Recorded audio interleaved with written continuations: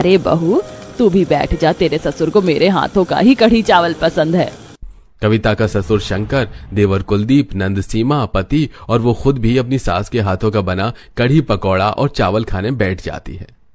लाजवंती, तुम्हारे हाथों के कढ़ी चावल और गर्मा गर्म प्याज के पकौड़े खाकर तो ऐसा लगता है कि जीवन सफल हो गया मेरा। वाकई माँ, खाना बहुत स्वादिष्ट बना है, हर दिन की तरह। क्या सोचा था और क्या मिल गया। सचमुच इतना बड़ा और अमीर घर, ऊपर से रोज रोज दाल चावल खाने का झंझट भी खत्म, और इतना स्वादिष्ट कढ़ी चावल और पकौड़े तो जिंदगी में पहली बार खा रही हूँ। बहू, कैसा लगा तुझे मेरे हाथों का कढ़ी चावल और पकौड़ा? पसंद नहीं आया क्या? अरे माँ जी, वाकई आपके खाने का कोई जवाब नहीं, बहुत स्वादिष्ट बनाया है आपने। तेरे ससुर और देवर का कढ़ी चावल फेवरेट खाना है और हमारा भी, और उन्हें मेरे हाथों का ही कढ़ी चावल पसंद। लेकिन तुझे भी जल्द ही मैं कढ़ी चावल और पकौड़े बनाना सिखा दूंगी अपनी तरह।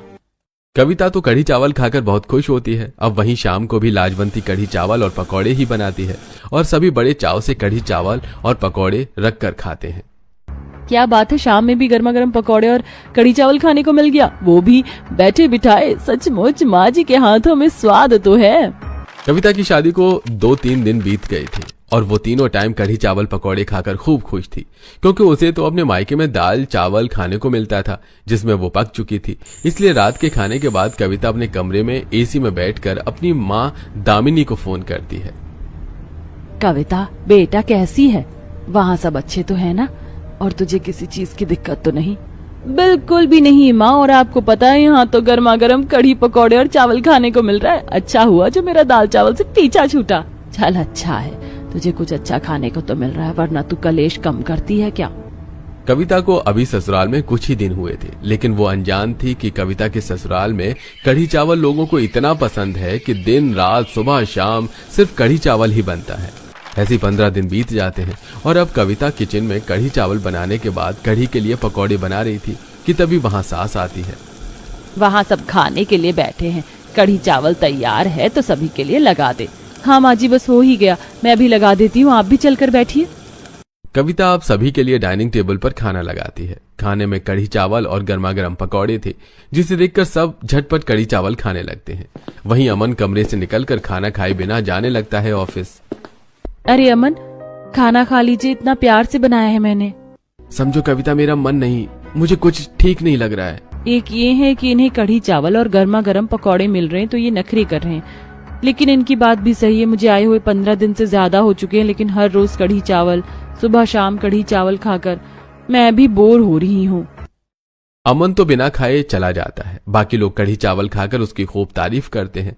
अब देर शाम लाजवंती कविता के कमरे में जाकर उससे कहती है, जहाँ वो एसी चलाकर आराम कर रही थी। अरे बहू, कुलदीप और तेरे ससुर के आने से पहले कढ़ी चावल पकौड़े तैयार कर लेना, वरना खामखा में वो मुझ पर चिल्लाएंगे। माँ जी, आज कुछ और अच्छा बनाते हैं ना? कढ़ी चावल तो कितने दिनों से बन रहा है, जब से मैं आई हूँ तब से कढ़ी चावल ही बन रहा है। कुछ भी कर ले बहू, तेरे ससुर और कुलदीप को कढ़ी चावल ही पसंद है और हमें भी।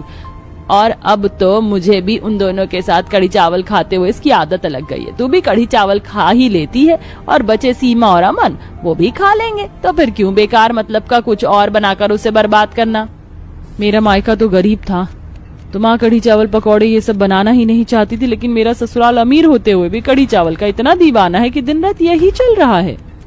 कविता को अब लगभग 1 महीना बीत चुका था और कविता अपने मायके नहीं गई थी। ऐसे में कविता की माँ दामिनी का एक रोज फोन आता है और वो सोफे पर बैठी कविता उससे बात करती है।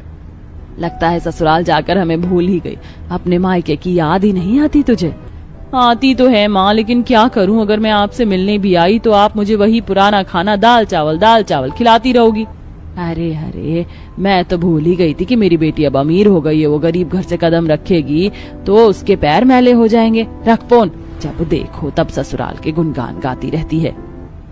भले ही कविता ने अपनी माँ को दाल चावल का ताना दिया हो, लेकिन कहीं न कहीं अब कविता भी कढ़ी चावल से ऊब चुकी थी। आज के कढ़ी चावल का क्या कहना, कितना स्वाद है। आहा। भाभी, बहुत अच्छा कढ़ी चावल बनाया है। पहले माँ A1 कढ़ी चावल बनाती थी, लेकिन अब तो आप माँ से अच्छी कढ़ी चावल बनाने लगे हो।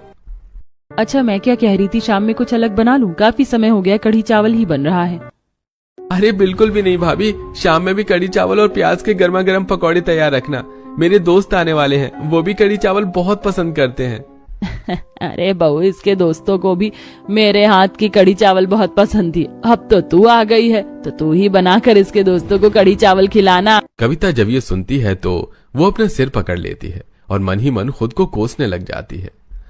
किसी भी चीज की हद होती है। इन्हें तो कढ़ी चावल पसंद ही है, इनके दोस्तों को भी कढ़ी चावल खाने ही घर पर आना है और कुछ नहीं खा सकते हैं। अब देर शाम कविता कुलदीप के दोस्तों के लिए पकौड़े वाली कढ़ी चावल बनाकर तैयार रखती है और वो लोग भी आकर कढ़ी चावल पर ऐसे टूटते हैं जैसे कितने दिनों से भूखे हों। बहुत अच्छा कढ़ी चावल बनाया है। जितना अच्छा सुबह कढ़ी चावल बनाया था ना, उससे भी ज्यादा अच्छा अभी का कढ़ी चावल लग रहा है। कविता अब सबको खाना खिलाने के बाद खुद कढ़ी चावल खाने जाती है, लेकिन कढ़ी चावल की खुशबू से उसका मन कढ़ी चावल को देखने का भी नहीं करता और वो प्लेट को दूर करके सोने चली जाती है और बेड पर लेटकर अमन लेटी हुई कविता से कहता है, क्या बात है, क्यों मुंह बना रखा है तुमने? 1 महीने से ज्यादा हो गया मुझे शादी करके यहाँ आए हुए और हर दिन कढ़ी चावल पकौड़े खा खा कर मैं परेशान हो गई हूँ। पहले दिन तो बहुत तारीफ कर रही थी कि माँ ने बहुत अच्छी कढ़ी चावल और पकौड़ा बनाया है, अब क्या हुआ? मुझे क्या पता था कि ये पसंद सर दर्द बन जाएगी। मुझे सोने दो। वैसे भी अगर मैं तुम्हारे लिए बाहर से खाना लेकर आता हूँ और माँ को पता चलता है तो वो मुझे घर से निकाल देंगी। अब कविता भी भूखी सो जाती है। अगली सुबह कविता सभी के लिए कढ़ी चावल पकौड़े लगा ही रही होती है, तभी वो देखती है दरवाजे पर कविता की माँ और पिता कविता से मिलने आए हैं। अपनी माँ से मिलने तू तो आ ना सकी तो मैंने सोचा मैं ही जाकर अपनी बेटी से मिल लूं कि आखिर वो कैसी है। माँ, अच्छा किया जो आप आ गई। पापा की तबीयत कैसी है? आपकी मुझे बहुत याद आ रही थी। ठीक है बेटा। बिल्कुल सही समय पर आए हैं समधी जी और समधन जी, आप दोनों बैठिए ना बहू, अपने माँ पिताजी के लिए खाना भी लगा दो। कविता अब अपनी माँ और पिताजी के लिए भी कढ़ी चावल लाती है और रोज रोज दाल चावल खाने वाले दामिनी और अशोक कढ़ी चावल खाकर काफी अच्छा महसूस करते हैं। खाने के बाद अमित अशोक को घर घुमाता है, वहीं दामिनी बेटी के कमरे में बैठकर उससे बात करती है। अब तो तू खुश है ना? कढ़ी चावल पकौड़े सब मिल रहा है तुझे खाने को और इतना बढ़िया घर भी है। नहीं चाहिए मुझे कढ़ी चावल, मुझे तो दाल चावल खाना है। बेशर्म, बेटी के ससुराल आई माँ को उसकी गरीबी के ताने दे रही है। घर पर थी तो दाल चावल देखकर ही नाक भौं सिकोड़ लेती थी और अब तुझे दाल चावल खाना है। अरे माँ, जब से आई हूँ तब से मैंने कढ़ी चावल और पकौड़े के अलावा कुछ भी नहीं खाया है। आप विश्वास नहीं करोगे, मुझे कढ़ी चावल बनाते हुए भी ऐसा लगता है कि मैं उसकी खुशबू से बेहोश ना हो जाऊं। मुझे कुछ दिनों के लिए अपने साथ कर ले चलो, मैं आपके हाथ का दाल चावल खाना चाहती हूँ। दामिनी और अशोक आए तो थे कविता से मिलने, लेकिन अपनी बेटी की हालत देखकर दामिनी कविता को अपने साथ अपने घर ले आती है और अपने हाथों से कविता को गर्मा गर्म दाल चावल बनाकर खिलाती है। ऐसा लग रहा है जैसे कितने दिनों बाद कुछ अच्छा खाने को मिला है। यही खाना शादी से पहले मैं आपको कितना सुना कर खाया करती थी। हमारा परिवार तो गरीब है, इसलिए हर दिन हर तरह का खाना नहीं खा सकते, लेकिन तेरा परिवार अमीर है, फिर भी उनकी कढ़ी चावल की आदत ने उन्हें कढ़ी चावल खाने पर मजबूर कर रखा है। कविता सारी बात अपनी माँ को बताती है। अब करीब 5 दिन अपने मायके रहकर ससुराल आती है, लेकिन ससुराल में फिर से सुबह शाम कढ़ी चावल बनाकर और सबको खिलाकर कविता परेशान हो जाती है। अरे बहू, खाना खाना खा क्यों नहीं रही? नहीं माँ जी, मन नहीं है, मैं ऊब चुकी हूँ। अब इसकी स्मेल से भी मुझे उल्टी आती है। कविता जितने दिन अपने मायके थी वो दाल चावल खाकर खुश थी, लेकिन देर रात अमन के आने के बाद कविता फिर से कढ़ी चावल के लिए अपने पति से बहस करती है।